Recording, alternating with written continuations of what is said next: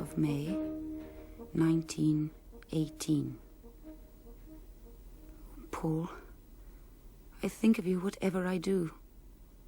I try to visualize you in all that mud and all that terror. Last night, we were called out again at about midnight. John is going to keep watch tomorrow.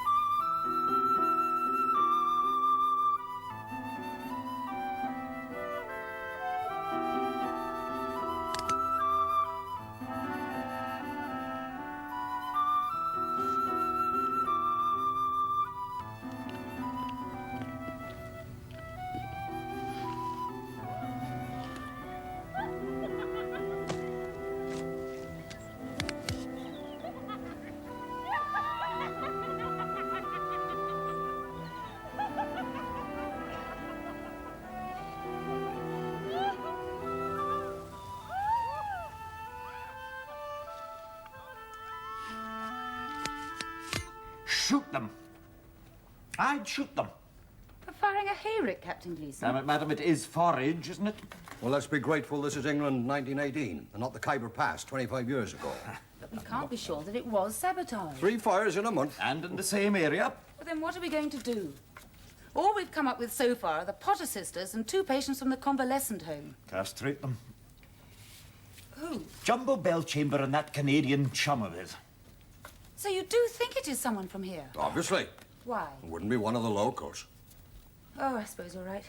I was just hoping the whole thing would blow over. There's no harm in hoping, I suppose. If that's Private Langley's excretory organs, I'm not in. Hello? Yeah? Mr. Rudd? Convalescent home, John Roger. You ought to get some sleep. You're on duty again at 8. When? And for heaven's sake, try and get a clean white coat on tomorrow. I'll be over right away. The rick in Evelyn's top field's just gone up. But that's the one you... Yes, the one I've been watching all day.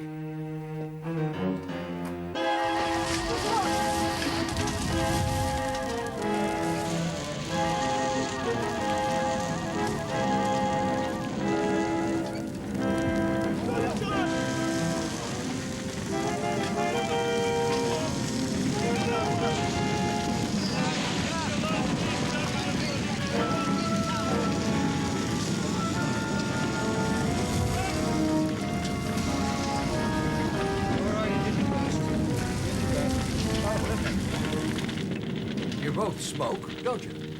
And you were both seen in the vicinity of that hayrick yesterday evening. No. Damn it all, man, I saw you there myself. 2 other blokes, Gov. We've got doubles, you know. New Evans... what's doubles? The Potter sisters. Ah, les soeurs Potter. He knows what I'm talking about. Don't we all, Gov? There ought to be a law against those 2. At the hayrick. The hayrick. Now, you don't expect me to translate that, do you? What have you got to say for yourselves? It's a lie. We'll see about that. Captain Gleeson! We've never been near Would that you come in here a minute, It's a please? bloody libel, that's what it is. Being a... Stand to attention when an officer addresses you. Up! Up! John, I've just had a message. Paul's coming home on leave on Monday. Isn't it wonderful? Marvellous. Oh, I can't believe it. Will you tell Maureen it's Plan Z for us? Plan Z. She'll know. Full account of all your movements, starting with the valley yesterday morning.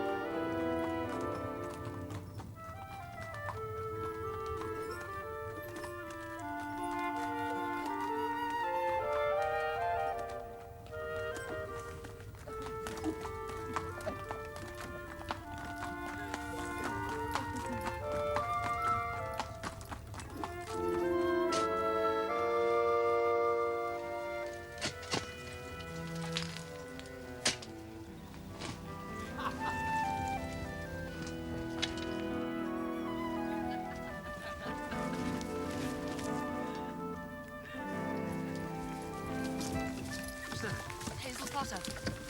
I think she must have recognised you. She helps the sexton with the grain.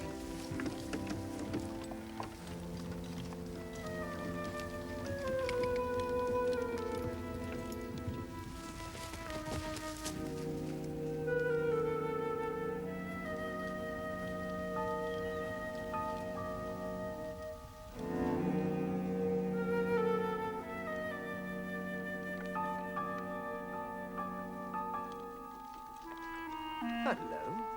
Are we going home? Home? We haven't lived at home for months. But this is the road to the beach. This is our third home. Hope you like it. Maureen and I called it Plan Z.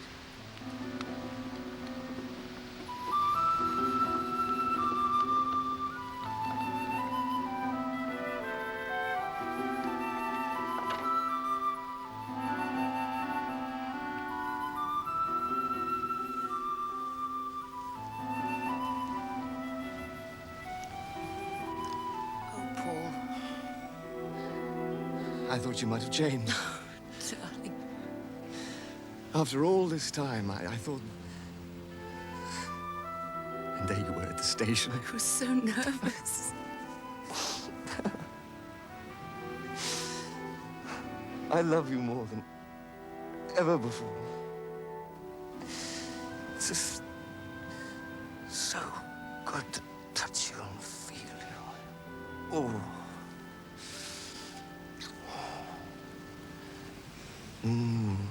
Long live Plan Z, say I.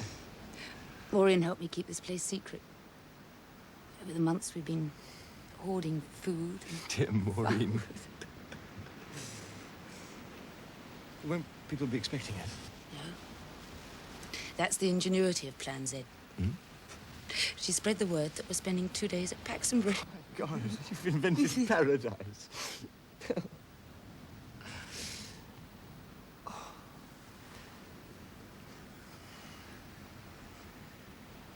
If only they had women like you running the war. There wouldn't be a war. That's what I mean. I don't know how I've survived all this time without you. I don't know.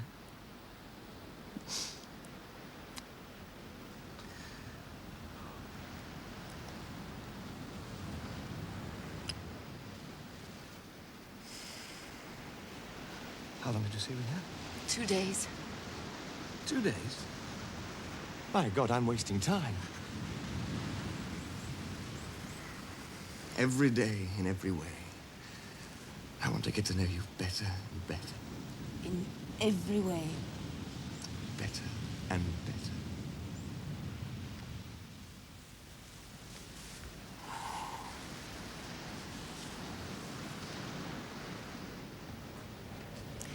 Why is it that the floor is so much nicer than the bed? Silly things, beds. Never used them myself. I suppose it's because it all seems unplanned. That's a laugh. You've been scheming this for months. Of course. Dear bed. I suppose we'll get around to you sometime. Well, next week or next month. Paul, how long have you got here? Shut up and move your knee. Oh, They're not further away, woman. Closer. That's it. Months and months and months. And years and years and years. I think... Oh, we could grow old like this. In time to come, people will say, whatever happened to Squire and Squire's lady? We never did see nothing, never again. I reckon they just love themselves into thin air. Lucky vermits.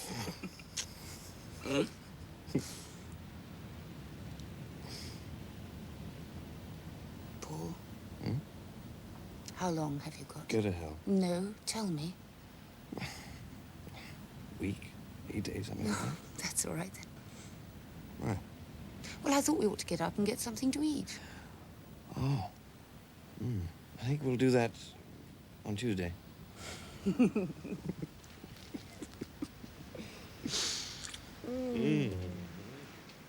I've got so many plans for the valley, I can't tell you. You know, there are some nights in France when I can't settle, and I make a long list till dawn of all the things I want to do when I get back here. We've got such a marvellous chance to be able to create, not just in agricultural ways, but we could start a whole new way of life. And when I was over there, I met this American man who tells me the way he comes from, he has a system where everyone takes equal shares. But just think what would happen if we could do that down here, so that all the estate workers could think that whatever they did on the estate was really worthwhile. I mean, just think what a difference it would make. Oh, I'm so impatient to get on with it, I can't tell you.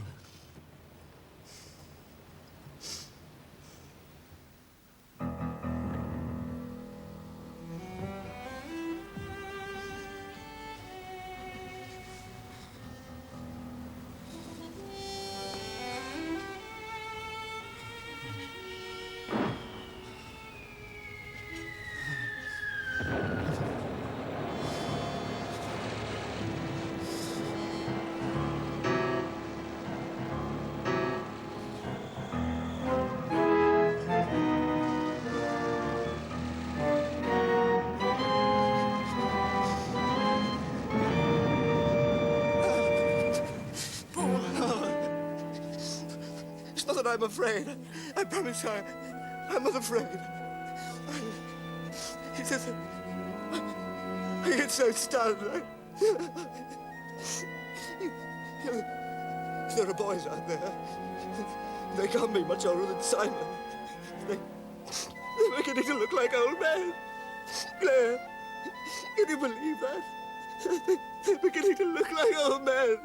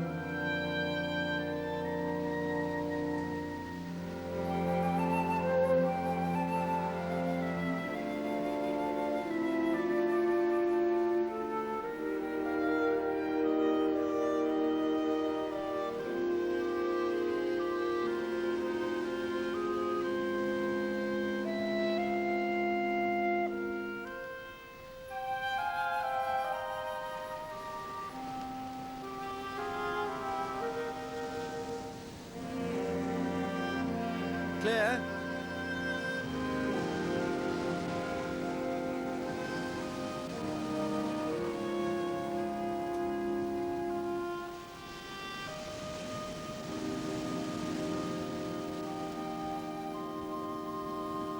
Grace is dead. Grace? I saw her several times in France. Her ambulance was stationed quite near us. She'd changed, you know. Not in any spectacular way, but she'd grown older, more determined. She'd taken a lot of lovers. Well, no, not lovers. Friends, you know, young friends. She'd made up her mind that life was all she could give. Life? 5 out of 10 were killed. Poor soul. No, not poor soul. Unhappy, lost, I don't know. Perhaps not even that. Perhaps she realized that tenderness is all any of us can give. Her ambulance ran into a barrage. They were all hit. When they pulled her out, her face was completely untouched. I saw her. She looked beautiful.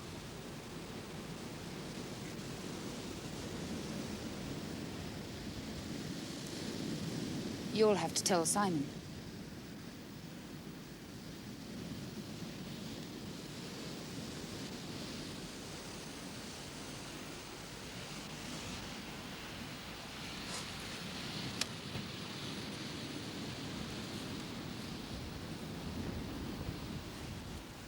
I love you beyond death.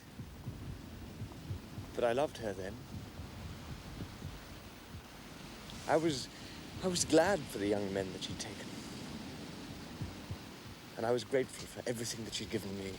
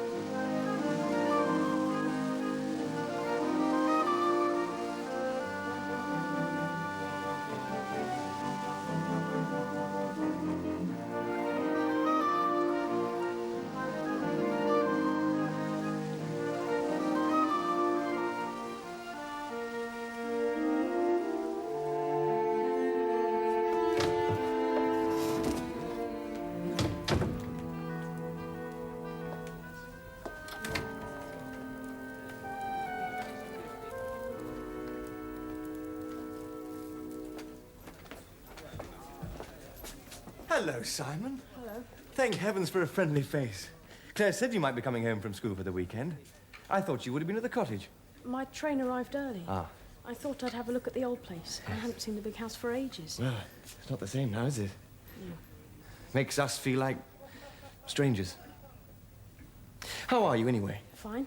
My God, you have grown. Not much. You'll be shaving soon. Not for ages. Have you seen Claire? She's around here somewhere. She's on duty, I think. There was nobody at the cottage.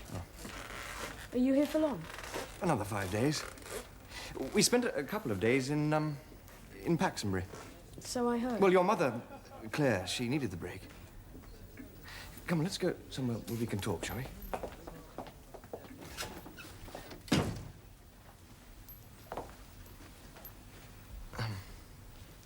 I know. She's dead, isn't she? Grace, my real mother. She's dead, isn't she? How did you know? It's all right. One of the chaps at school saw it in the local paper. So you don't have to worry. When was this? About 2 weeks ago. So you see, you don't have to tell me anything. Oh, my God. It said she was killed on active service. I suppose that means she was driving that old ambulance of hers. Yes, she was. I'm sorry Claire didn't tell you, but she didn't know herself until the day before yesterday. I said not to worry. I saw her in France. She asked after you. She said she owed you a letter. 4, actually. Doesn't matter now. Well, it's not easy to write out. Oh, I know. Now, listen to me, please. She was a very brave woman, and you would have been proud of her. She must have saved many lives. It's difficult to describe to someone what it's like out there. What people actually do. Keith Horsey, the rector's son, do you remember him? Well, he's driving an ambulance in France as well. Somehow it seems even braver when they don't do any fighting themselves. Well, I'll be going then. Actually, I'm at home for more than the weekend. It's the Easter holidays. But I dare say Claire forgot that. Well, she is very busy, Simon. Oh, I know. What with Paxtonbury and everything. Well, that does mean we'll have plenty of time to talk, doesn't it? I don't know. I may be pretty busy myself. No, Simon. She loved you very much. Do you really think so? I don't think she gave a damn. It's out of the question, Claire. There's no way I could recommend it. But she's quite harmless. Of course she is. It's the whole atmosphere of the place. Hazel's been used to an open-air life ever since she was a child. What on earth would she do in a convalescent home? Well, I thought that she could look after the grounds. Doing what? Oh, cutting the lawns, digging out weeds. I don't know. She's not a gardener. Yes, I agree with Maureen. Even where she is, she's happy there. How do you know? Because if she weren't, she wouldn't be there. Exactly. Nobody's ever really understood Hazel Potter. Claire, Oh, there's some brandy over there. I never seem to find anything in this damn place. The sooner we get back to our own house, the better. I suppose you're right. I'll tell Sissy. It just seemed a good idea at the time. Well, I thought at least she'd be with other people here. But look at the other people. Shell shock victims, men who've lost limbs. Losing Robbie and her baby in the space of a year is about all she can cope with. That's about all any of us can cope with. Yes. Leave her where she is. She's rather like a wild animal. She'll know what remedy's best.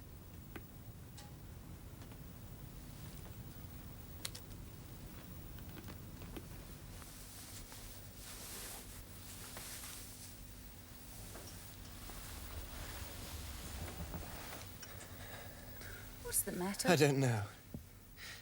It's just that I feel like a fish out of water. Listening to you and Maureen. Making decisions. Where do I belong?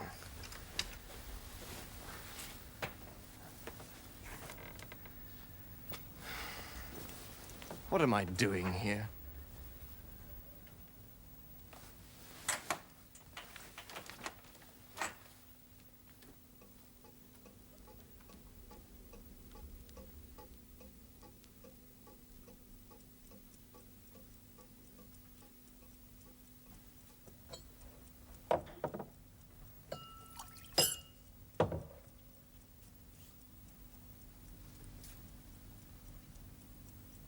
What about Simon?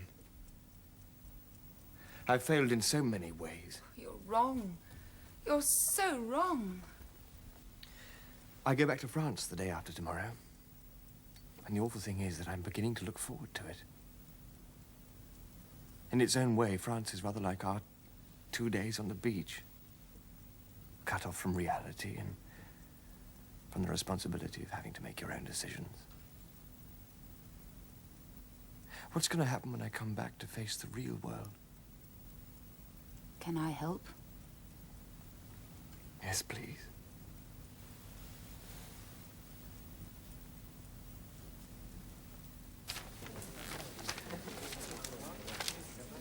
Yeah, George. You ever thought about marriage? Comment?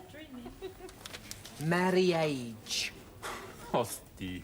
Look, we like this part of the world, don't we? So why don't we make up our minds to settle down here? Here? Oui, ici. Mariage ici? Pourquoi non? Mais qui? Think, Ponzes. Use your loaf. Oh, no, no, no. Well, why not? They got a bit of land, haven't they? I mean, not much, but enough to grow a few cabbages and spuds and things. Why, I tell you, mate, in no time at all, you and me will be living like a couple of fighting cocks. I'll tell you, we'll be in clover. Quel dommage. The only snag, as far as I can see, is who is going to marry which. You got any ideas? Sissy or Violet?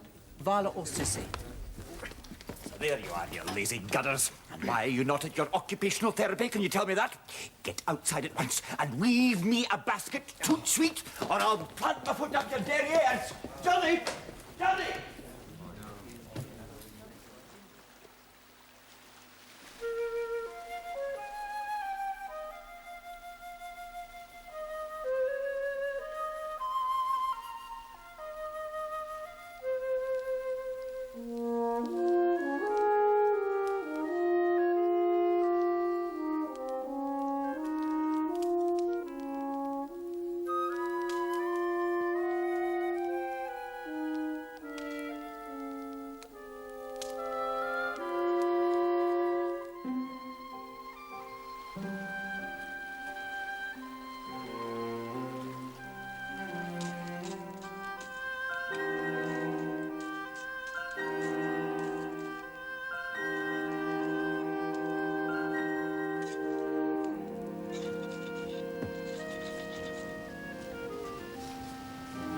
It's always tricky getting those things started.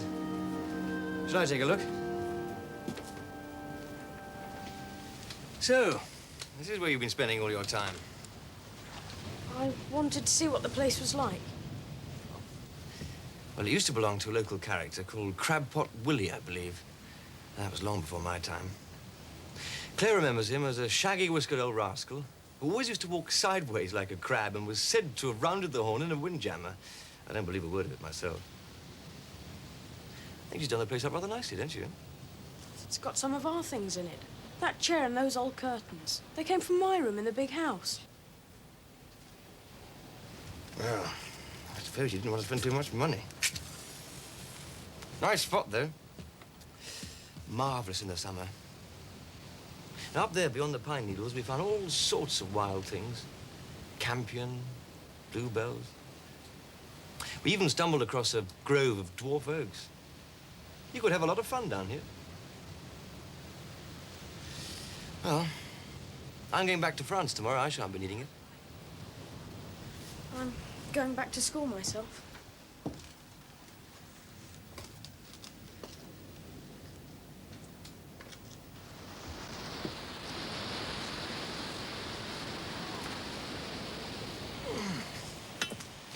I thought you still had 3 days left. Doesn't seem worth it hanging on here. Pity. Always seems such a shame when holidays don't work out. I suppose we spend so much time dreaming about them that when the time actually comes, we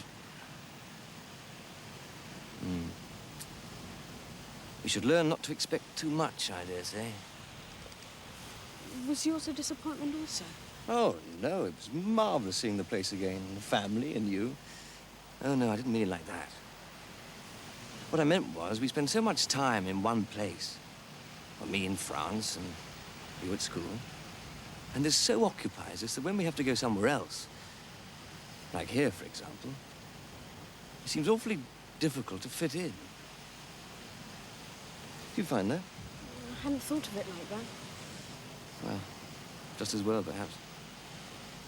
We spend so much time alone, locked up in our own thoughts.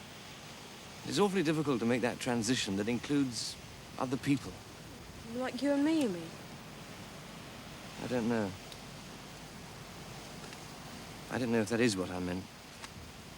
What I do know is I want us to be friends as well as father and son, but I don't quite know how I'm going to go about it. I thought being relatives, you had to love each other. Oh, I don't think so, do you? Well, I know lots of friends with relatives that they positively hate. Anyway, loving and liking are two completely different things. You can love someone, but still think they're pretty awful as a person. Is that what you felt about my mother? Oh, no, no. I loved her. I really loved her. And I liked her. I think I did.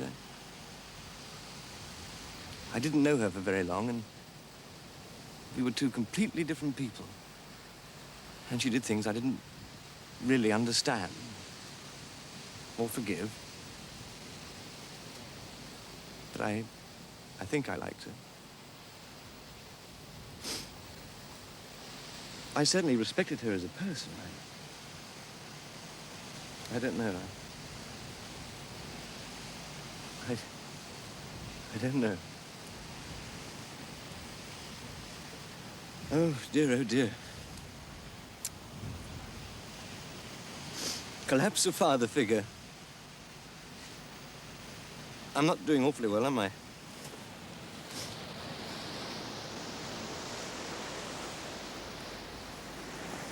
I don't see why. If you'd asked me, I don't know what I would have said. About liking her, you mean? Yes. Well, you were very young when she left. But she was very brave. You must always respect her for that. Is that the same as like? Oh, no, no, no. But if the two happen to coincide, well, that's marvelous. I like Claire, and I respect her. I'm glad about that. Do you love her more than you love my mother? Oh. Love again? Yes. I think so. Would you have been happy with her in a place like this? Oh. No, this wasn't your mother's style at all. He would have gone to some hotel in London, I suppose. You know, we went to France, Paris, for our honeymoon. It wasn't because she was a snob. She studied French history. She knew everything about the revolution inside out. She desperately wanted to help people, but she never quite made it. Why was that? Well, it was as if there was a barrier between her and the outside world. That's probably why she never answered any of your letters. There's no doubt that she loved you, but she She found it impossible to put into words. And in the end, she just gave herself away. Wish I'd known her better. It's too late now. No, no, no, it's never too late. You'll find her in yourself. As you grow older, you'll find yourself doing things and saying things that you didn't expect. That'll be her. People don't just die. You ask Hazel at the cemetery, she'll tell you. Would I feel the same if you were killed in France? Ooh, I hope so. It's terrible to think that death just ended everything. We've just started our lives together. I couldn't let you go so easily.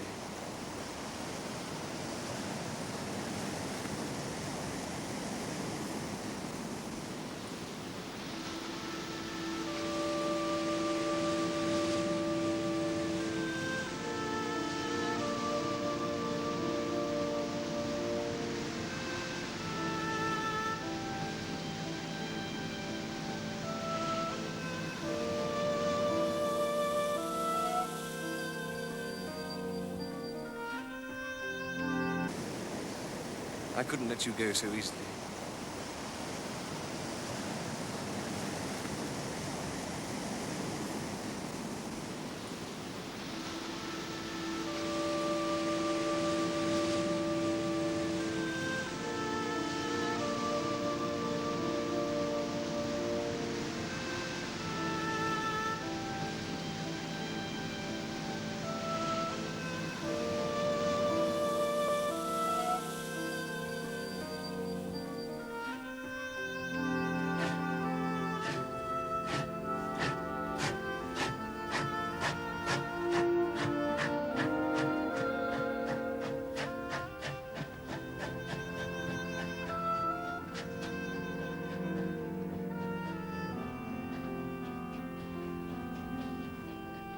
Mrs. Craddock. Sissy and Violet. Mrs. I'm sorry I can't ask you in because, well, we're having a sort of meeting about these fires. Oh, please don't worry, Mrs. Craddock. It's my fault for calling at such an inopportune moment. No, not at all. I wouldn't have troubled you at all had I realised the squire had already returned to France. I'm sorry. Is it important, or can I help? Well, it is and it isn't, if you understand me. I wonder if you would mind if I preached a little service at the convalescent home on Sunday. On Sunday? Well, we've never done anything like that before. No, but that's just my point, you see. It's something of a special occasion, and I would like to give it a try. They're not a particularly religious lot of men. No, all the better. Well, I mean, then it's up to me, isn't it? Yes, I suppose it is. I don't know who we have to get permission from. Oh. Well, Captain Gleeson is the resident medical officer. Well, so I suppose it's my job. Oh, well, thank you, Mrs. Craddock. Shall we say 9:30? I won't keep them long. Don't worry about me. I'll just slip out. Good night. Good night, good night. Good night. Service in the ward on Sunday. I wonder what all that's about. Perhaps he's going to try and make conches of us. What's that? The Reverend Hawes is wanting to preach at the home on Sunday. Yes, do you remember that? It was nearly 2 years ago now.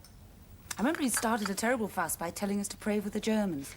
It was when his son Keith was up before the tribunal for being a pacifist. Well, young Keith Horsey married Evelyn's daughter. Driving an ambulance in France now. Sensible laddie. I'd drive an ox cart if the only alternative was to marry some of the women around here. Salam, Bibi. Oh, evening, Doctor. I'm sorry. Did you want to see me? I thought you were with the rector. Oh, no. Door was open, see, so we just slipped inside. Yeah. Oh, well, if it's anything to do with the home, can't it wait for another day? No, ma'am. It's about these fires, see? We know be doing them like.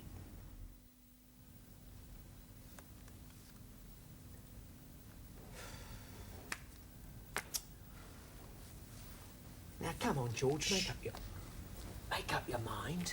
Which one do you want? Sissy or Violet? C'est la même chose. C'est bonnet blanc or blanc bonnet. Oh, do you? Here, do you know a game called Find the Lady? Now, let's get this straight. You're trying to make a bargain with us, is that it? That's right. What sort of bargain, Violet? Well, Joldy, speak up. You can't expect us to read your thoughts, I don't think we ought to rush them, Captain Gleeson. Well, do sit down. thank you, ma'am. Well, would you like a cup of tea? No, not like that. We still want to know what sort of a bargain.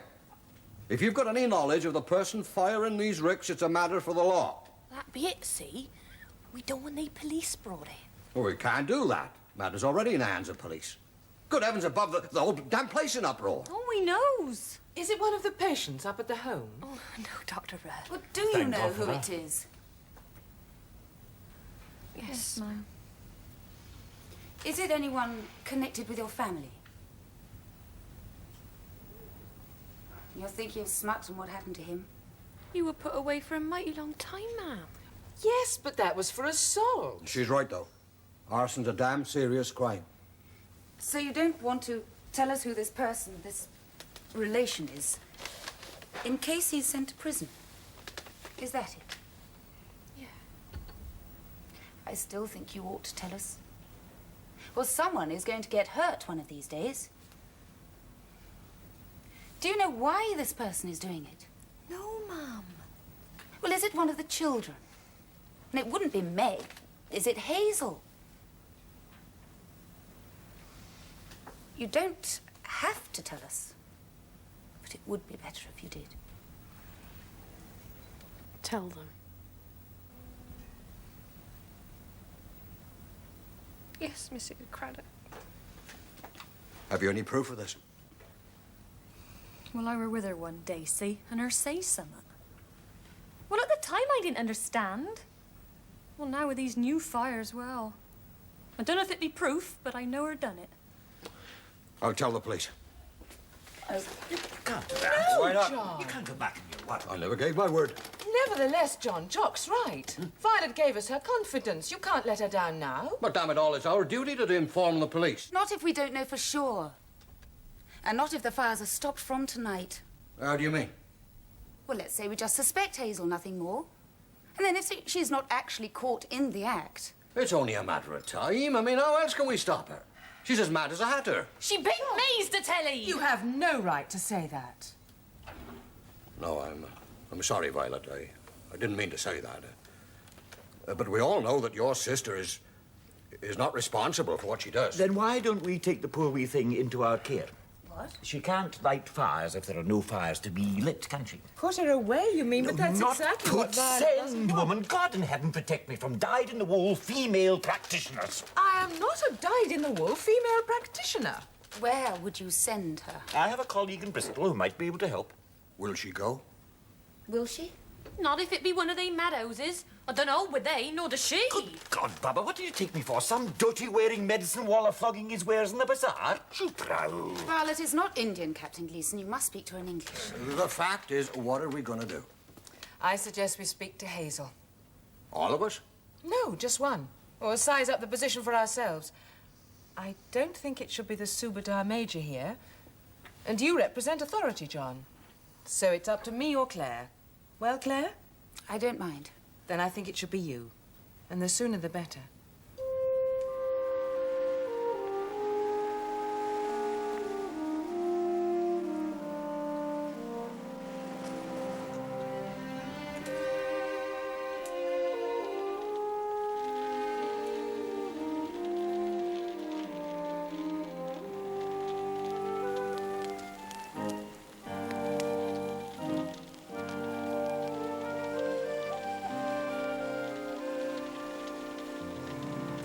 Hazel?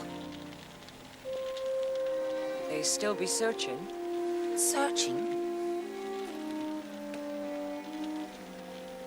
I reckon they looking for something.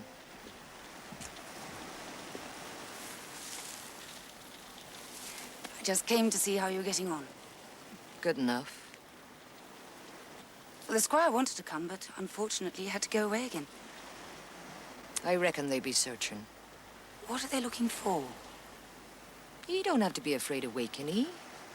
Her sleeps like a winter squirrel this time of day. Who? Patrick, of course.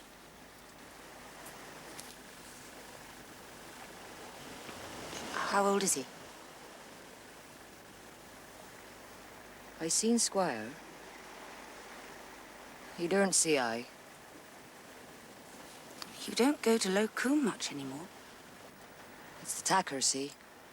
You don't know with I gallivanting. If her wakes up to find the place empty, I dare say you'd be lonesome. Oh, so you don't go out much? Who are? Sometimes. On account of lighting they beacons, see? Beacons? It's a proper old nuisance. But seeing them all lost, has to be done, doesn't it now? Does it? Bless ye, of course it does. Does anyone ever help you to light these beacons? Kiddin', no. No one can find their way about in the dark like I. I know it, see? There ain't no place hereabouts ye could lose eye. Why do you light the beacons? To bring they back, of course. They be lost, bean't they? But the squire came back. Are. That's 'cause I lit the beacons, see? Now they be all coming, I tells our Patrick. Jem and Smut and Will and your pa. But they don't come. And now Squire'd be gone again. And that's why you started firing the beacons again? They'll come. Sometimes the flames be miles high. Hazel? Sissy and Violet were speaking to me last week about you, and well, they'd love you to come and work with them at the big house. So would I. Will you come? Don't matter to I. Can I bring our Patrick along with me? Of course you can if you'd like to. Makes no difference to I. Today, shall we go today? I don't know about that. What would I do there along with all those foreigners? Well, you could help us look after the wounded soldiers. Some of them could be friends of Robbie's. Do you know where he'd be then? We'll ask them. No, I don't reckon I could come today. Tomorrow. Would you come tomorrow? I don't know about that. If they only be foreigners up at Big House, I reckon I'd be better off here lighting the beacons for our own nuns. No, you mustn't light the beacons anymore. It's wrong, don't you see? You would be better off with us. Honestly, you would.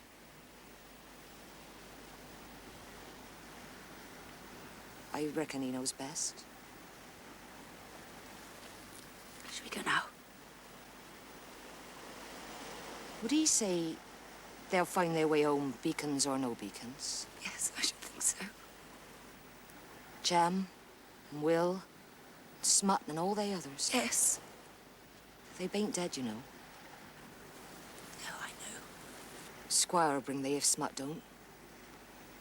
I reckon I'll come now. I'll help you pack.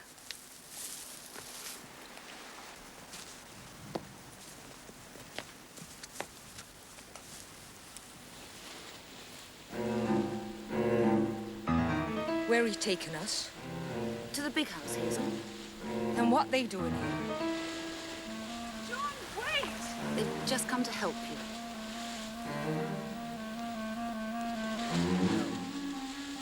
I reckon he come to put me away.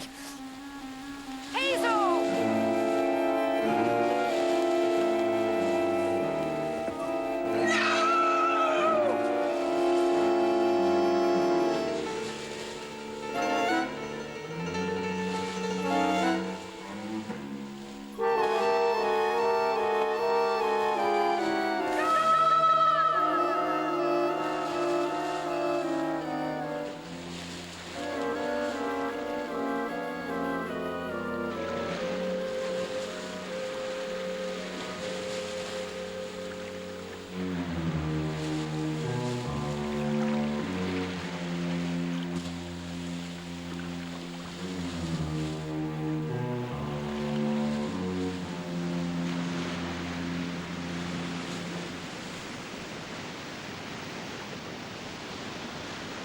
With the cross of Jesus going on before. Amen. Please be seated.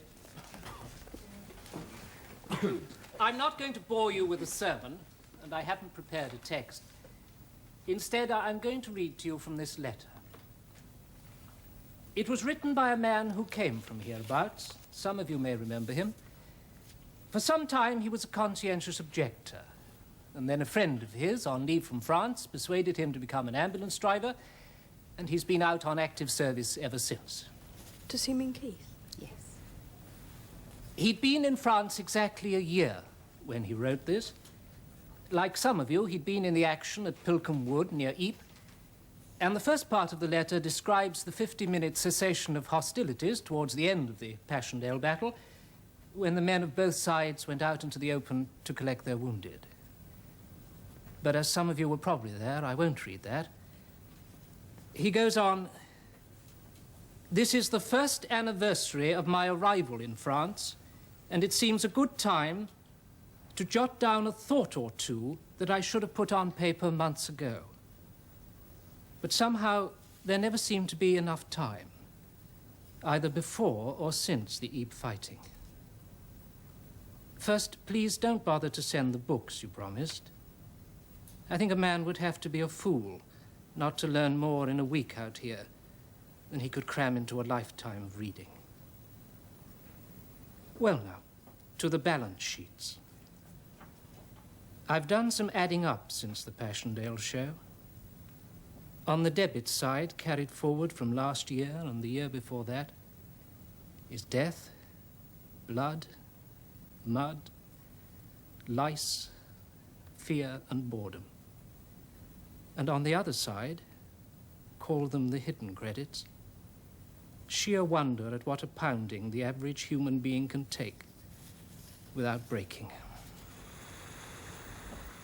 I'm glad I'm here, even though I don't retract of anything I ever said about the stupidity and brutality of war. For if I hadn't come here, I should have gone on cuddling my resentment behind prison bars and thinking myself no end of a martyr to my ideals. Here, every poor devil is a martyr, and there are not enough crosses to go round. Some will survive, and some won't come back. God, or fate, or luck will decide, I suppose. But let us agree once and for all that death is not the end of everything, and what has been won here on the crosses will live forever in the hearts of mankind. For those who die will go on living in those who live, and those who live will never forget those who die.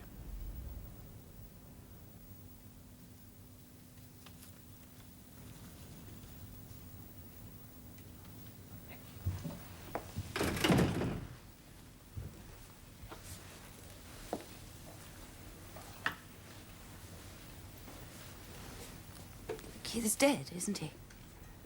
Yes. I'll never forget him. Or what you did today. My dear, you're still grieving about Hazel Potter, aren't you? Don't. Please believe me when I say that I know that when Hazel advanced into heaven, or whatever it's called, Keith stepped forward to greet her. And all the men of the valley for whom she'd lit the beacons were there to welcome her. You see, there's joy in the thought, not grief. Who is it? Oh, excuse me, Mum. It's the parson we're looking for. He's rather busy at the moment. Could you come back another time? Excuse me, Mrs. Craddock. Please come in. Oh, thanks, sir. Well, George and me, we thought a lot about what you said out there, sir. Oh, thank you. There's not many parsons would talk like that. And, well, we was wondering, sir, if you would marry us. Marry you? Oh, no. No, not to each other, sir. To our bits of skirt life. Oh, begging your pardon, ma'am. To our fiancés. I see. And who are your fiancés? Sissy and Violet Potter, sir. Oh. Oh, yes. Yes. Well, that'll mean a double wedding, won't it? We can hardly refuse such a request. Who's marrying whom? Well, we don't quite know as yet, Ma'am. You don't know? No, and we thought, well, if you'd be witness like, we'd sort of spin a coin for 'em. Well, it seems the fairest way, doesn't it? Heads or tails? Heads or tails, d'accord. Right, here we go, then. Simon?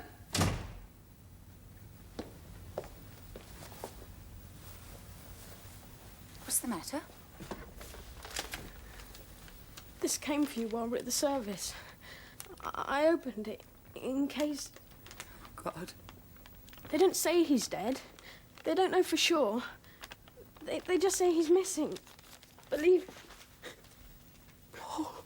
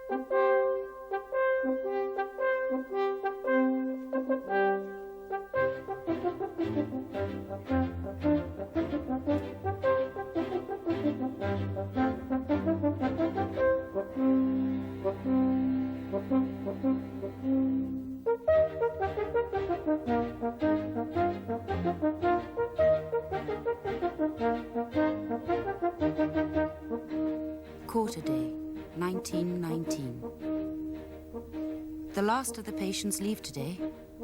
Thank goodness we're in our own home again. A home without Paul. I'll never see him again. No, I mustn't think that. I mustn't. I mustn't.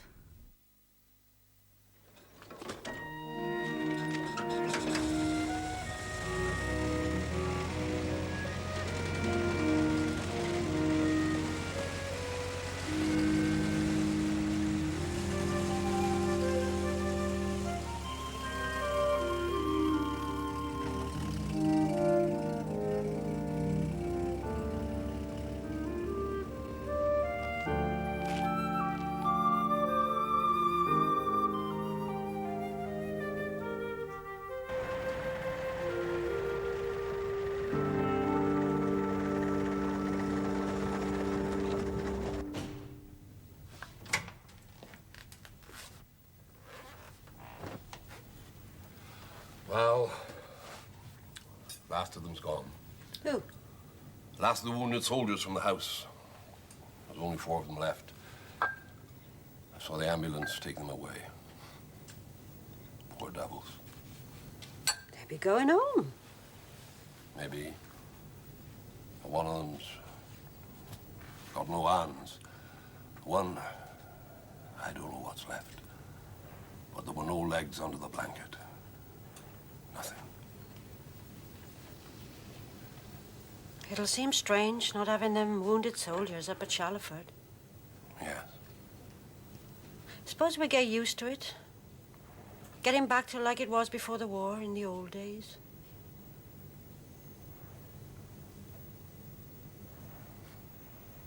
No. Won't never be like that again. No. Never like that again.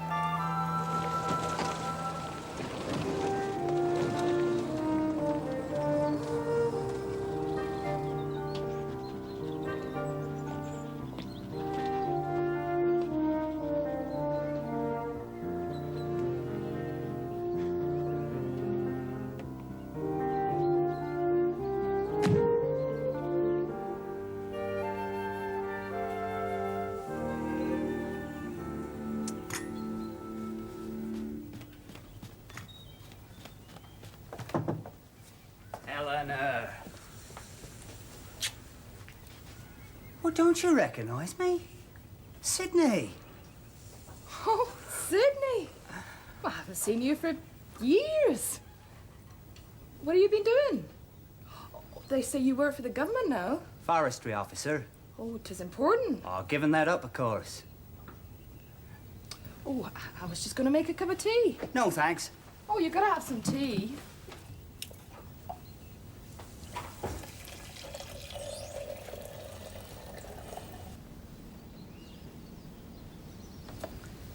You look well. Oh, I'm doing all right.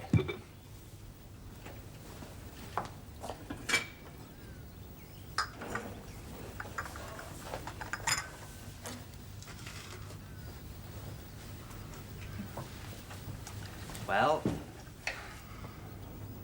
I was hoping you'd come when Will was killed. I would have done, but I was busy. Yes. Wasn't as though I could have done anything. I mean, if they brought his body back here for the funeral. We had a service, a memorial service. Yes. I read about it afterwards. Have you been since Will died? Lonely. Of course. You ought to leave this place. But it's my own. Find somewhere smaller, more convenient. Well, there's nowhere in the valley that... Somewhere near the shops. People, things to do. There's plenty to do here. Of course. Now you're alone. But let's be frank. This is no place for a widow on her own. A town. That's where you ought to be. And what would I live on in a town? You got your widow's pension. You can't live on that. Plenty of jobs in the towns. Pay a lot better than slaving away trying to run a farm. But I'd have to find somewhere to live and move, and that costs money. Of course. I don't own this farm, you know. I only lease it from Squire. Squire's dead. Yes. Oh, just look around. This whole valley's going to rack and ruin. In a few years' time, they won't be able to give it away. They say the men'll be back. Any day now. Those that weren't killed. Yes.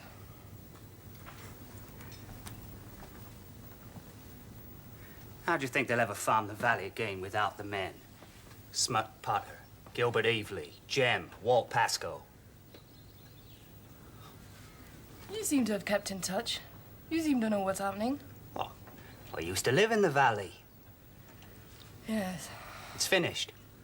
I mean, finished is what it used to be. It will never change. When did you last paint this house? Will was going to paint it on his last leave. Well, he said he was going to paint it. Not just this house, it's all of them. You look around. Weeds. The edges are going. Who's going to do the ploughing, eh? The men will, when they come back. And what are they going to live on till they get the land back? What are you trying to say? Get out. Now. While you can. And what will I have if I leave? I might be able to help you there. What you after? You find a new home, I'll pay for you to move. I'm a valley man. It's the least I can do.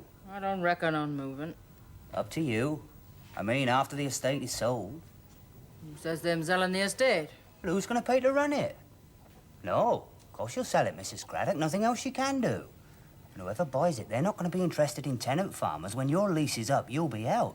He could be right, Ma. Sam can run the farm. Sam's a fine man, but he can't do the work of three.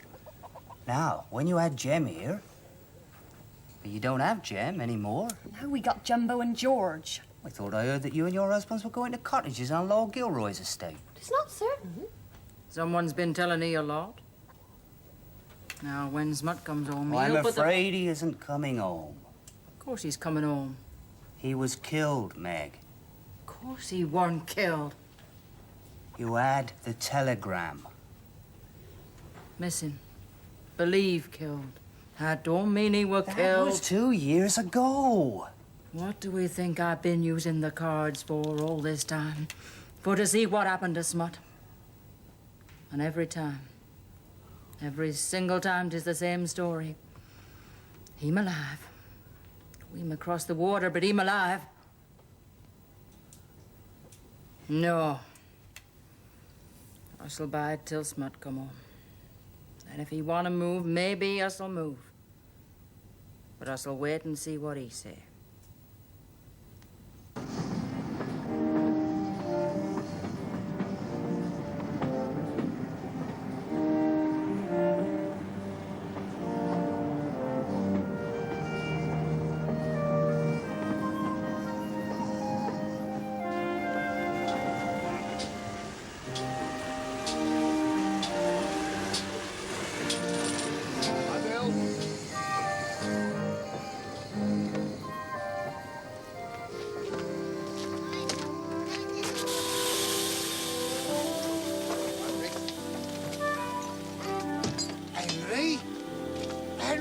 Hello, George. Oh, welcome home, Henry. Welcome home. Thanks. We didn't know you was coming. By God, it's good to see you. I tried writing a letter, but I were never much of an hand. You're the first, you know. The first soldier from this valley to come home. Oh, I reckon we'll all be home before long now. I read those papers. It said in the Gazette how you captured those 15 Germans. Oh, weren't nothing.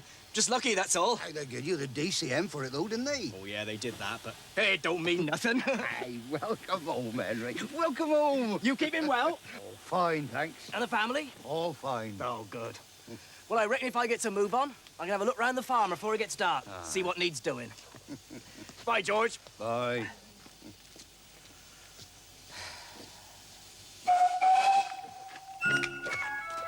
You're late. Come on.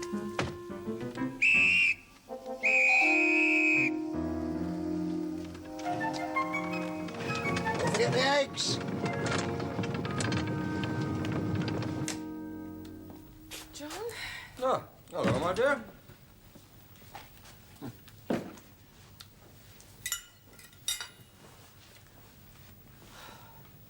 You look absolutely beat. I am a little.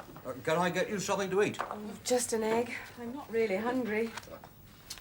Just as bad as ever, is it? This epidemic? Yes. Well, it's the old and the very young. They just haven't got the strength to resist it. Influenza seems to be doing for them what the shells did for the others. Any new cases? Arthur Pitts. Oh, did you hear? Henry's come back from France. I was at the house when he arrived. I should think his father's got a week at the most. Not much of a homecoming. I told him, and he nodded, and just took his father's hand and sat there by the bed. I suppose it was the most sensible thing he could do. Yes? Oh, I would have gone to the funeral of Pansy Timberlake's child. I just didn't have time. I sent a wreath for both of us. I've been sending a lot of wreaths. It's ironic, isn't it? We go through the greatest war in history. Then when it's over, those who weren't involved, it's their turn.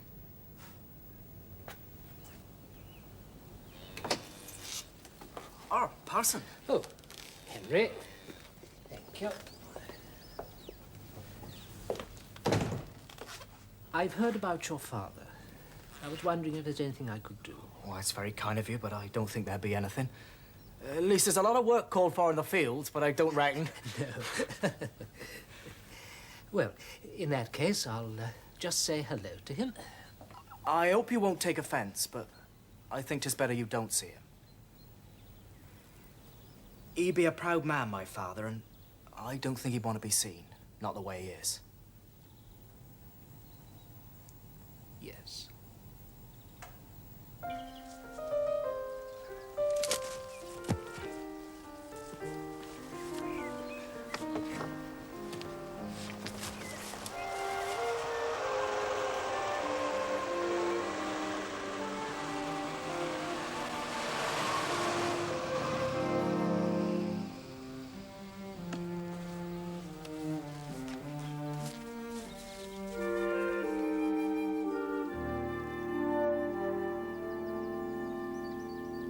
Then there'll be the new development along the coast itself. Houses along here and here. Well, you can't build there, at any rate. That parcel of land belongs to the Raven. I can't see Les Harris selling his pub. He's a tenant, not the owner. All the same. I own the Raven. I own about a third of Coombe Bay. And what are you going to do with it? Develop it, build on it. Who wants houses around here? Who the hell's got enough money to buy a new house? Round here, nobody. Most people still haven't appreciated things have changed. Quite different people have the money now. You mean war profiteers? Industrialists, yes. And retired people. So you're going to try and turn Coombe Bay into a seaside resort for these war profiteers, are you? I'm gonna build houses. Bungalows, mostly. Nothing too expensive. Expect most of them will sell to people who won't want to live there the whole year round. And what about the people who's lived there all their lives? They'll benefit too. Everyone will benefit. It's taken over 1,000 years to make this valley what it is. But let's be honest. It is finished, isn't it? No, it damn well isn't. Now you know and I know. Take just the farms on the estate. Take Periwinkle. Eleanor can't go on running that place single-handed. She's bound to leave.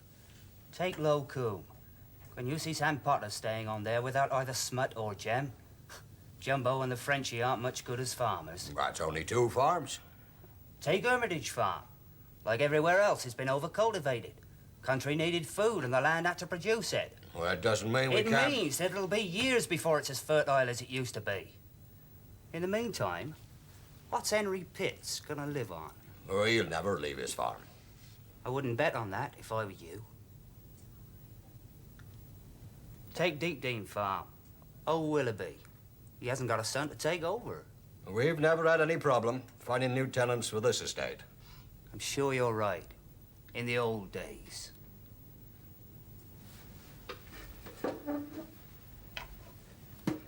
Tell me, how many names have you now of possible tenants? If there was a great deal of money floating about, investors anxious to put it into agriculture, then of course it would be different. But who any senses is going to put money into a place like this where there isn't a chance of a penny back for decades? I don't know. All I know is this valley mustn't die. I'm afraid it's no use being sentimental. I agree. It all used to be a community, but it isn't anymore. Half the fishermen dead. The smithy deserted. The wheelwright missing at the Somme. Passchendaele. Passchendaele. The land's exhausted. The cottages are beginning to fall down. And no squire. No. The only hope for this valley is to adapt. I'm going to bring in new life. New faces, new ideas, new jobs. New money. Yes. New money. And why are you telling me this? At first, the development will be along the coast, all the way from Nuns Bay, through Coombe Bay, across to Tamer's Cove. Well, most of that land belongs to the estate. Of course. The easiest property to sell at first will be houses overlooking the sea. If you've lived in the Midlands all your life, you have this dream of the sea breeze on your face. Then we'll need shops, garages, roads, a cinema, perhaps even a new railway station. And where are you going to put all this? Back up the valley. But that would kill the valley. Alter it, yes. Not kill it. I repeat, why are you telling me this? Sooner or later, the estate will have to be sold. In some ways, it would pay me to wait. On the other hand, I'd like to start building as soon as possible. I'd rather buy the whole estate in one go than have to buy it piecemeal, bit by bit, as Mrs. Craddock is forced to sell. You would never have enough money to buy 1/10 of this estate. I'm not alone. But I'm afraid as it deteriorates, it'll become worth so little, almost anybody could afford it.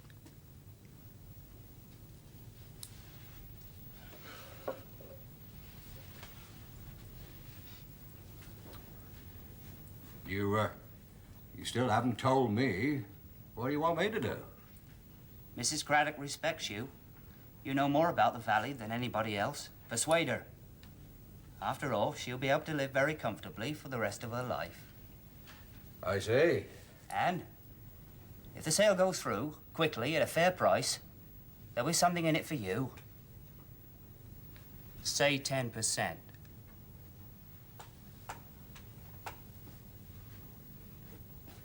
Get out!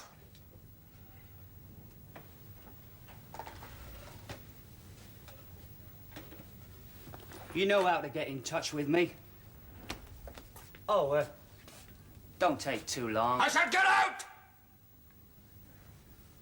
If you take too long, I may not need you.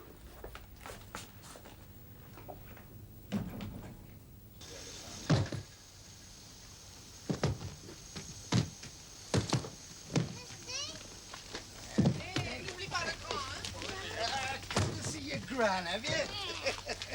Well, she's been baking for you, you know. Yeah. Yeah, she has. Lots of mine. Yeah. No, don't mind. All right. Thank you. Smut! Smut Potter! George! They told us you was dead. Oh, I don't reckon I'm dead. Oh, I never thought. Oh, this is marvellous, Smut, marvellous. Hey, welcome home. Oh, it's been a long time. Hey, you must tell us what you've all been to. Oh, there's a lot to tell. And now, monsieur, to carry the bagage, hein? Hey, boy, don't just stand there. Suppose I better introduce you, like. This here is my wife. Oh, Smut. Good to see you, George. Congratulations. Good to see you. How's Meg? Oh, fine, fine. Good, Yeah, she's good. fine. Oh, I...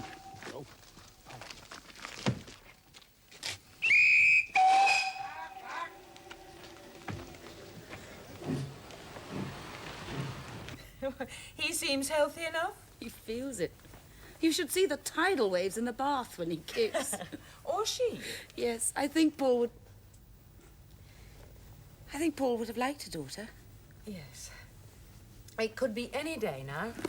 I feel as if I've been pregnant for years. Now, look, I always leave a list with John of where I'll be, so as soon as you feel you're starting... Don't worry about me. I come from good country stock.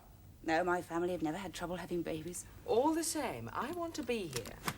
You're much more used to those poor people with influenza. Oh, there's not much I can do for most of them, I'm afraid. Yes. It's high time we had another baby at Shallowford.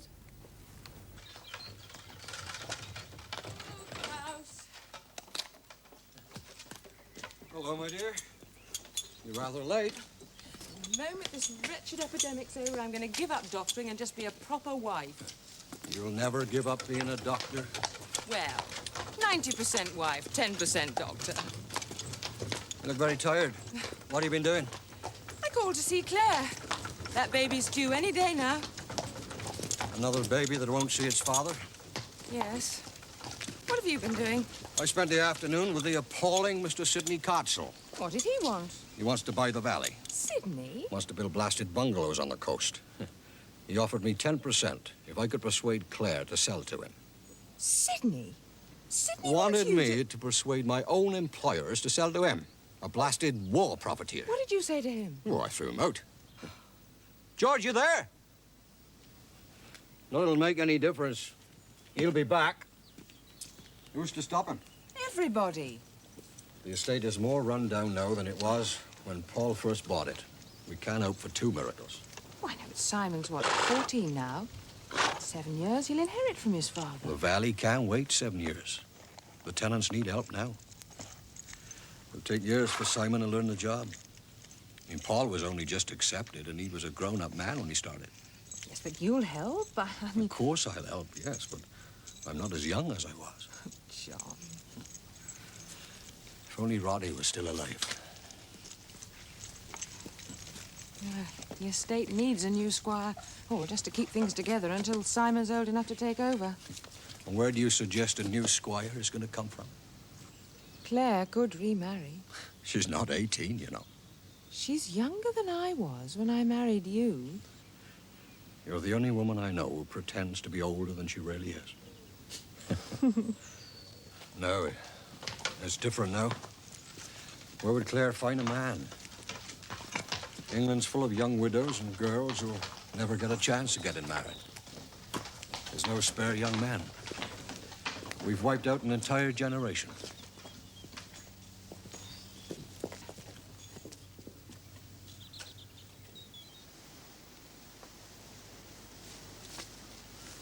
But before, you tell me this is beautiful. Well... It is nothing. Oh! I admit it needs a bit doing to it. Bah!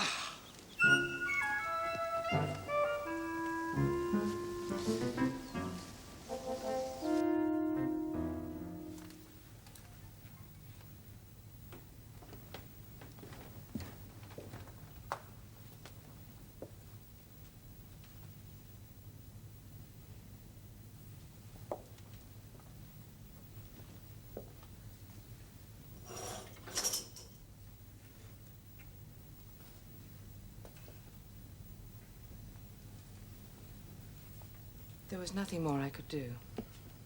I know, Doctor. I'm sorry you had to come home to this. I reckon it were right.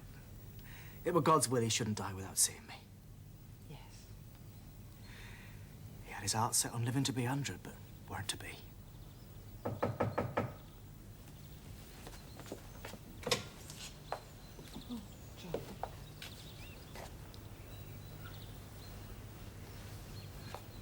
Your father was a fine man. You know, it was him who really taught me how to ride.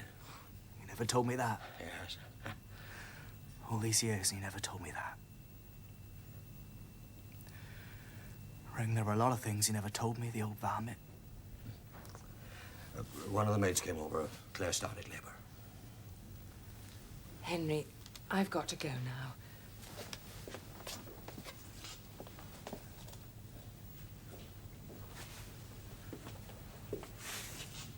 Oh, Mr. Rudd, were you saying as Mrs. Craddock?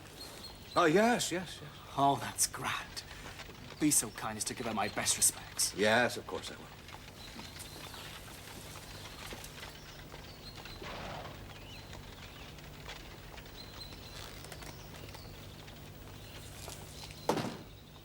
I'm so glad to be here. Now, I mean.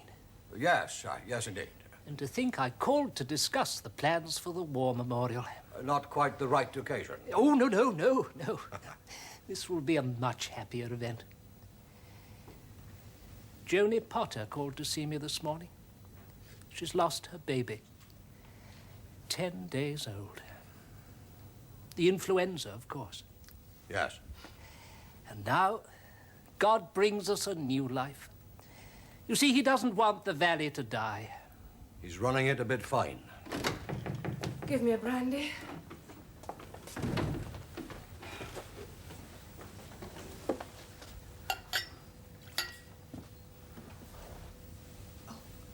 Oh, it's a girl. £8.5.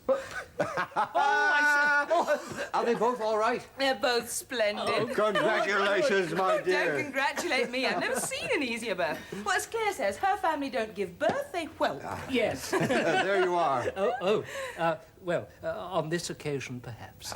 To the little girl, whatever her name may be. May her whole life be spent in peace. Yes. In the valley, where she belongs.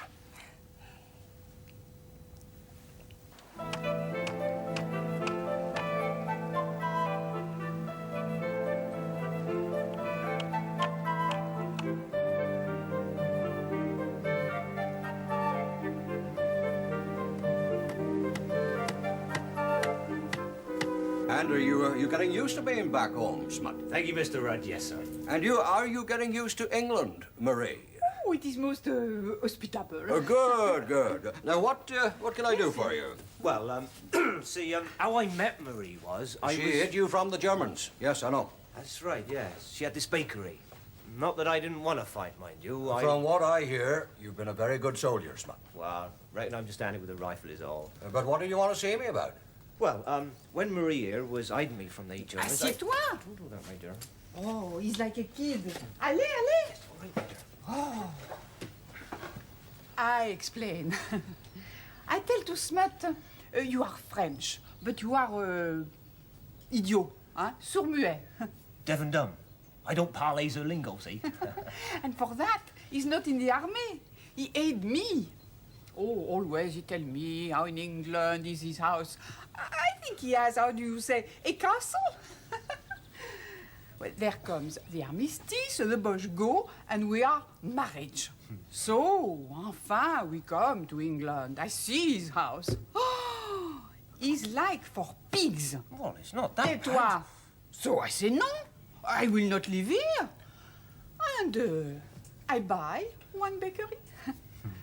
You've bought a bakery? Huh? She bought old George Endicott's bakery down in Coombe Bay. Where did you get the money to buy that? Oh, it wasn't mine. It was Marie's. £200. You bought Endicott's bakery for £200? Yeah, I reckon they French are smarter with money than what old George be. Obviously, yeah. And we go to live in the bakery. Live in the valley? It's not far. It wouldn't be going far. I see. So, what I come to say is, my greenhouse, I would like someone to have it. Not that I want paying for it, mind. Only, when I had my bit of trouble, you know, when I went to prison. Yes, I do remember. Well, everyone helped build it, you see, and Mr. Craddock, he loaned me the money, didn't he? Yes. So it wouldn't seem proper, me wanting paying for it. Only I was thinking maybe you would know someone who might want it. Now, who would wish his stupid greenhouse, Well, huh? it is a bit full of weeds now, I admit, my dear, but clean her out, then you could grow anything there. When were you thinking of leaving? Oh, we've moved. Marie started baking today. Well, what's happening at Local? Ah, well, we have been talking about that. Now, Mother, she thinks maybe 'twould be better if she moved, as Mr. Codsall says. Codsall? Yeah, he says he'll pay to help her move. Did he? You know, I never took much to him before, but that is kind of him. Yes. And Sam, well, he'd like to take over Local, but he don't see how he can, not with what it'll cost. No. So, if you knows anyone who wants a greenhouse. Well, I'll think about it. Hey, Oh, yes. Marie has some for you. For you and the doctor. Voila. Voila. Our very first loaf from the bakery. We left one for Mrs. Craddock and all. It's very kind of you. Oh. Allez, viens. Oh, yes. I didn't know what bread were like until I tasted that froggy bread as Marie makes. It looks very good. You know, I reckon they'll be coming from all over when they hears about her baking. Maybe even from Winmouth. Alors, tu viens, oui? Come here, I wish you would stop doing that. Oh,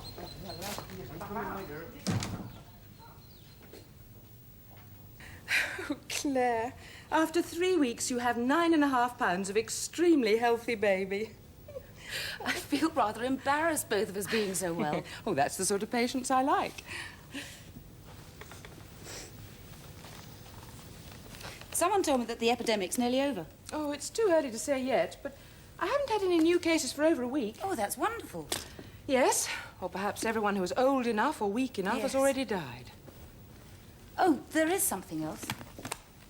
Do you speak French? Oh, well, a little. I mean, not properly. Well, this arrived this morning and I can't understand a word of it.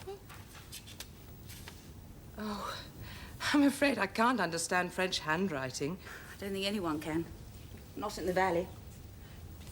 Marie. Who? Marie Potter, Smut's wife. Well, she's French. Oh, perhaps you wouldn't like her to read it. As I don't know what it's about, I don't know who ought to read it. Well, I tell you what, I'll get her to translate the first bit, and then if it doesn't seem too personal, I'll get her to write it out. I have to go past Locombe this afternoon anyway. Oh, we've never needed a French interpreter here before.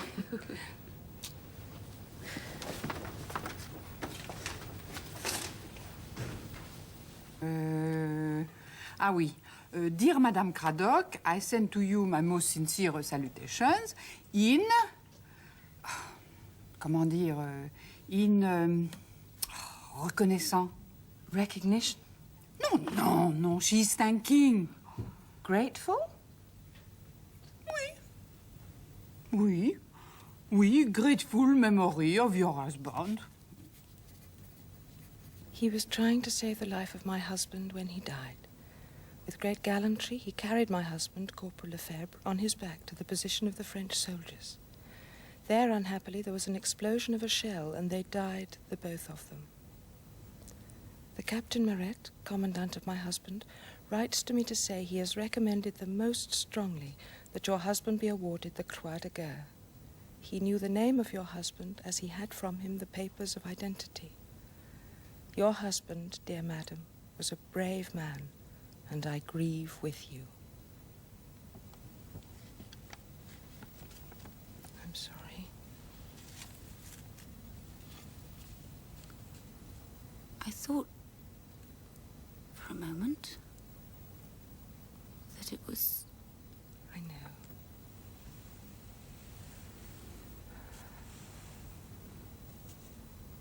It was right to James Grenville.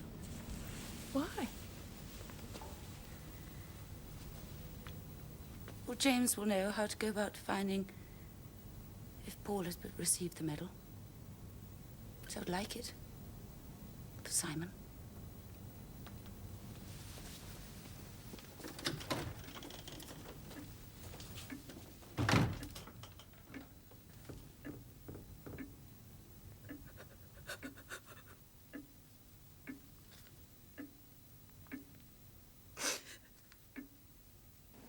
I'll be wanting 2 garages. Of course.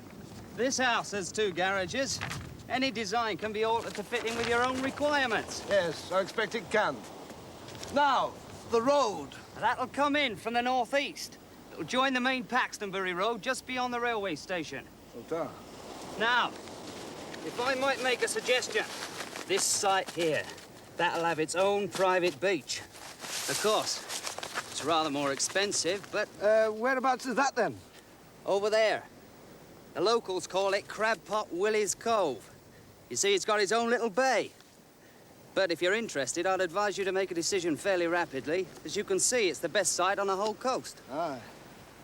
Hey, there's a bloody hut on it. Oh, don't worry about that. It's probably where one of the fishermen keeps his boat. That'll be demolished.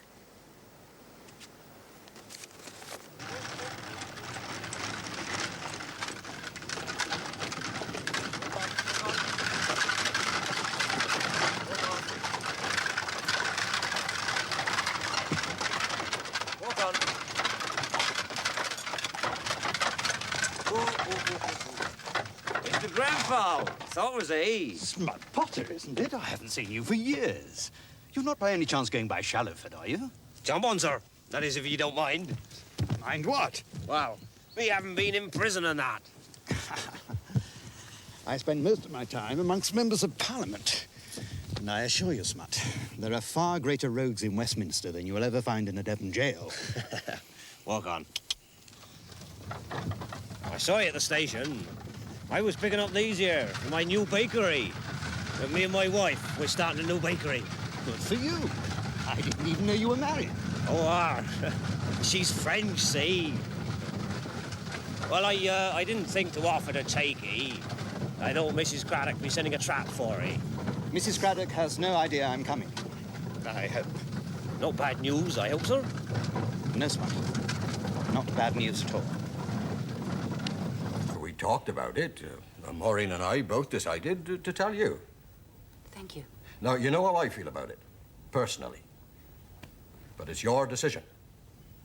As you say, you have thought about it. Yes. What would you advise me to do? As young Consul said, you can live comfortably for the rest of your life, if you sell now. And you? I told you, he offered me 10%. Not that I'd ever take it. I think you should. I don't suppose I'll be much help to you. With respect, I'd rather cut my throat. What would you recommend that I should do? Well, you and I, we've both been born and brought up in this valley. All right, it might not look much to somebody from London or Birmingham or somewhere like that, but I remember it before. 20 years ago, when the Lovells first decided to sell, before Paul came here. I remember I had to write everything down. Number of acres, so many cottages, annual income, and so on. So many head of cattle, so many tenant farmers, rent due, all that sort of thing, you know. And then I had to make a list of expenses. Yes, I remember too. But that's not what it's about. I mean, the valley's not just a damn balance sheet. It's people. Families. I mean, names that have been here for hundreds of years. I mean, you look in the churchyard, you look on those gravestones. Look at the names. Pascoe, Pitts, Evely, Timberlake.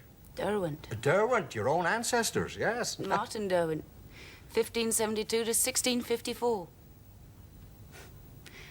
Here lies his dust. In Devon lived his day. In heaven, Lord, judge not his acts, but take him anyway. Oh, if only the...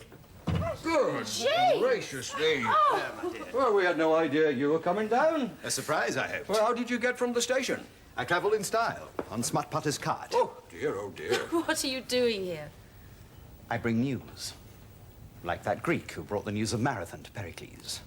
Though I hope without the aftermath. What? He died immediately he delivered the message. Oh. Please sit down. Then I can. Is it about the... About Paul. Yes. Would you rather we left? Of course not. You will have to bear with me if Is it about the medal? Yes, it all starts with the medal. It is true, then.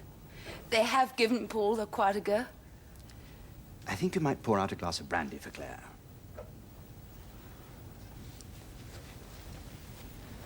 After you sent me that letter from the French widow, I started working.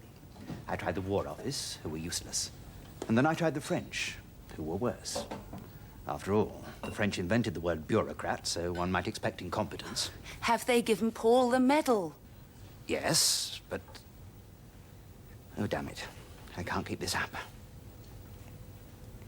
Paul's alive. He's alive and he's coming home.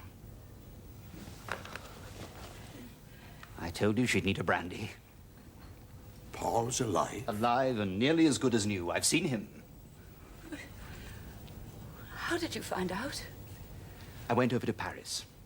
I met the general who commanded the French 21st Division. They'd been on the left of the British 50th Division at Chemin-des-Dames.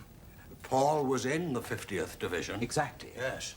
Anyway, to cut a long story short, it turned out that the Captain Moret who'd recommended Paul for his decoration, he was a regular who'd just been posted to French Indochina, of all places.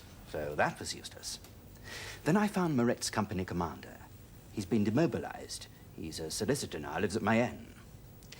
Of course, up till then, I'd just been trying to find out what had happened to the medal. But he told me that Paul hadn't been killed and had been taken prisoner by the Germans. So, eventually, I found him. And he's fine. I don't know. I can't say. Oh, I am so happy. I know. It's the happiest day in my life, too. The squire's not dead. He's coming back.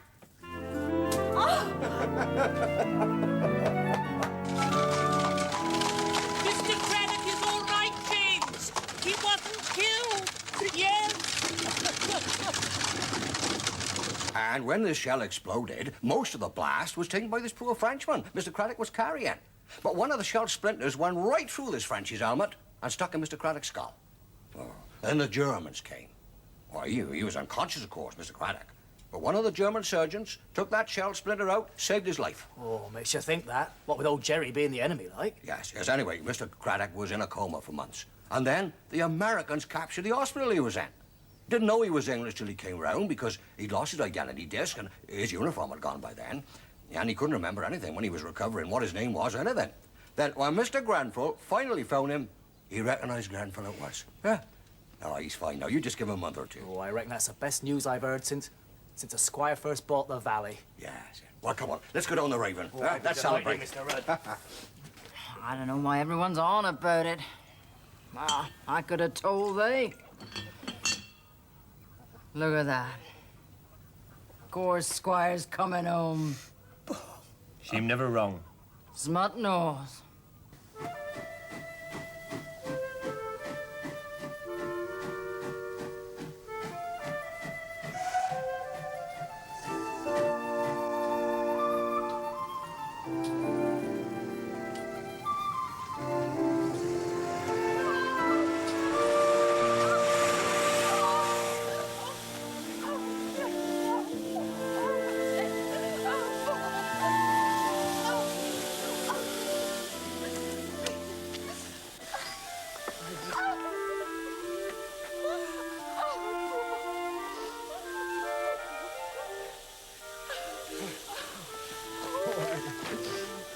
Good to have you home, Paul.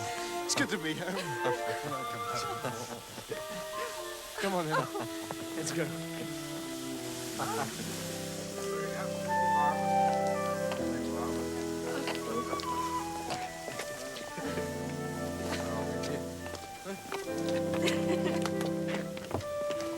Remember the way, Paul? I hope so. Got the champagne on ice?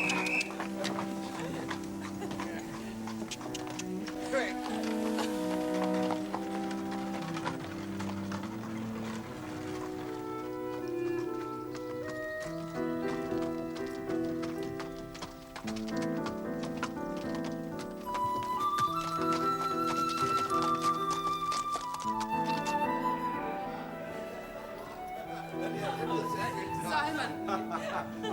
Champagne right away, I think. Here we are. Now, would you like to open the envelope? Yes, indeed, I will. Good heavens, what's all this? Looks like a harvest festival. Well, everyone, I mean, the whole valley has been bringing things to welcome you home. All these jams. Bread to go with them. Oh, Smack Cotter bought those, and the pheasants. Shot or poached? Oh. Poached, of course. Oh, you'll never change the potters. There we are. Homemade wines, enough vegetables to last us for a year. And Mrs. Evely baked the pie. Who's this from? Oh, Paul. Oh, dear. Henry Fitz. He brought it back for his father, but he wants you to have it. Oh, Paul, it's so good to have you back. So good to be here. There is something else. Well, more surprises. How are you, Paula? How are you? I'm fine. I can't tell you how good it is to have you back. I can't tell you how good it is to be here. Drink up, Paul. And I haven't told you this, but do you know what suddenly made everything drop back into place? No? You. Me? Yes, I was lying there half asleep, and I looked up, and I suddenly thought, my God, that's Grenfell. What a terrible way to recover. Then everything else just dropped back into place. If I've never achieved it. It's our daughter.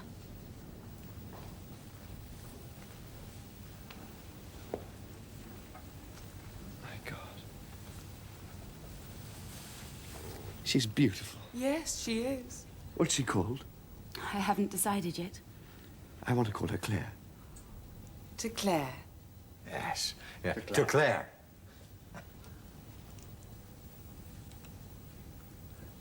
We'd better be going. Yes. Yes, we'd better leave you two alone. Tell me, John, is Snowdrop still capable of a little walking exercise? Yes, indeed. You see, it's just that I saw the valley from his back for the first time. I'll get him saddled for you. It's very kind of you.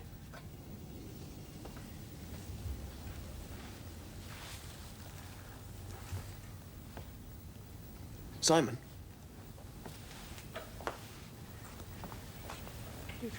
You and I have got a lot of talking to do. Yes, please. You've got to learn how to run the estate. Yes. And you're a man now. Paul. Well, almost a man.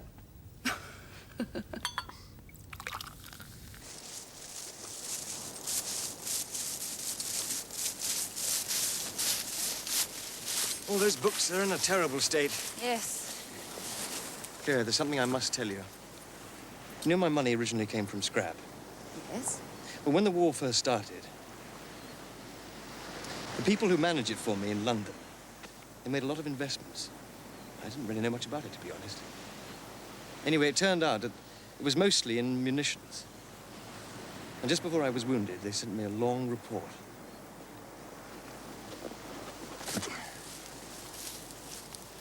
You've heard about war profiteers? Of course. Well, the rumors about me were correct. I'm one of them. But you didn't set out to be. Oh, no. I'm far richer now than I've ever been before. What are you going to do? Well, I'm going to give over most of my shareholding to the National Fund for the War Disabled. If my money came from killing and maiming people, the least I can do is to help the few that survived. And the rest, I estimate about, £120,000, more or less. I'm going to put into a fund to develop this estate, to restock it, to re-equip it, and, well, to rebuild it. Do you realize what I'm saying? I think so.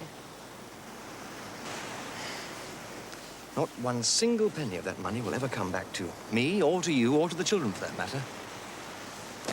We'll just have to live off my other investments and the rents for the farms, and that's all. And what's more, I'm freezing those rents to what they were before the war started.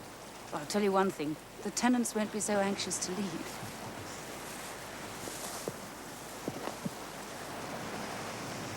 What about Sidney Codswell's bungalows? Don't you worry too much about Sydney. Anyway, no one's going to buy any of his damn bungalows. I thought people wanted them. Mm-mm. Not when you can't get there except by boat. I own all the land around them. No one's going to drive a road through my valley. One thing I am going to do before I transfer the money, I'm going to plant a wood to replace all the timber that was cut for the war. Good. I'm going to plant one tree for every man in the valley that was killed. I think I'll plant oaks. Trees that will last for centuries. You look so tired. No, I'm not. I should have tucked you in bed hours ago. Come on, then, let's go home.